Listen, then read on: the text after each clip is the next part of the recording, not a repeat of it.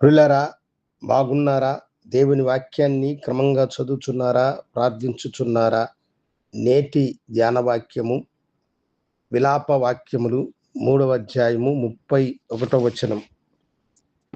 ప్రభువు సర్వకాలము విడనాడడు, ఆయన బాధ పెట్టినను తన కృపా సమృద్ధిని బట్టి జాలిపడను. మన జీవితంలో అనేకమైన కష్టాలు మనం ఎదుర్కొంటూ ఉంటాం. ఆ కష్టాలను మనము ఎదుర్కొనేటప్పుడు దేవుడే నన్ను బాధించుచున్నాడేమో, ఈ కష్టము దేవుని వలన నాకు కలిగినదేమో, లేకపోతే ఎన్నిసార్లు నేను దేవునికి మొరపెట్టినా ఈ బాధ, ఈ శ్రమ నా నుండి ఎందుకు దూరము కానంటున్నది అని మనము బాధపడుతూ ఉంటాం, వేదన పడుతూ ఉంటాం. ప్రభునందు ప్రియమైన దేవుని బిడలారా, మన జీవితంలో అలా సంభవించినప్పుడు మనం అలా అనుకోవడము పరిపాటు. అయితే ఇక్కడ ప్రభు ఏం చెప్తున్నాడో గమనించండి.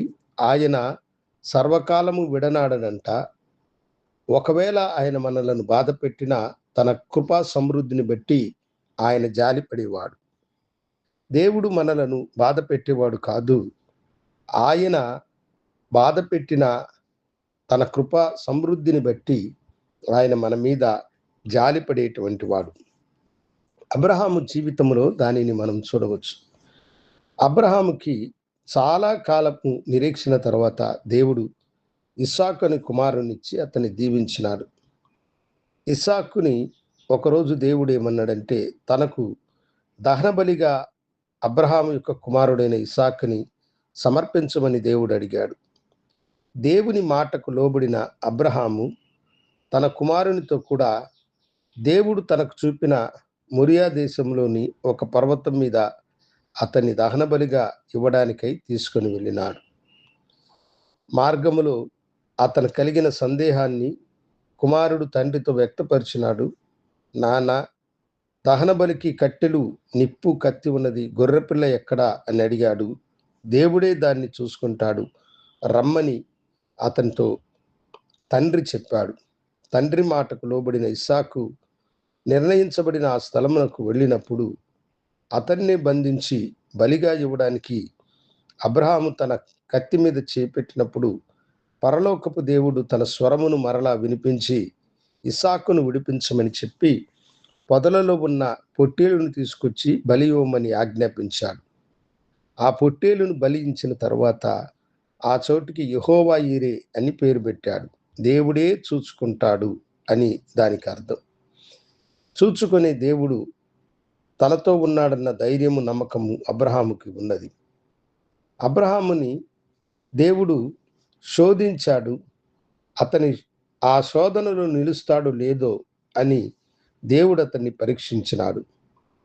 సర్వకాలము ఆయన విడిచే దేవుడు కాదు గనుక ఆయన తాత్కాలికంగా బాధ పెట్టిన తన కృపా సమృద్ధిని బట్టి అబ్రహాము మీద జాలి కలిగిన వాడై అతని కుమారుణ్ణి బలిగా తీసుకోకుండా అప్పగించి అతన్ని ఆశీర్వదించినాడు.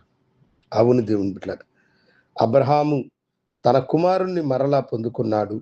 దేవుడైతే తన కుమారుడైన క్రీస్తుని మనందరి కొరకై బలిగా ఇచ్చినాడు.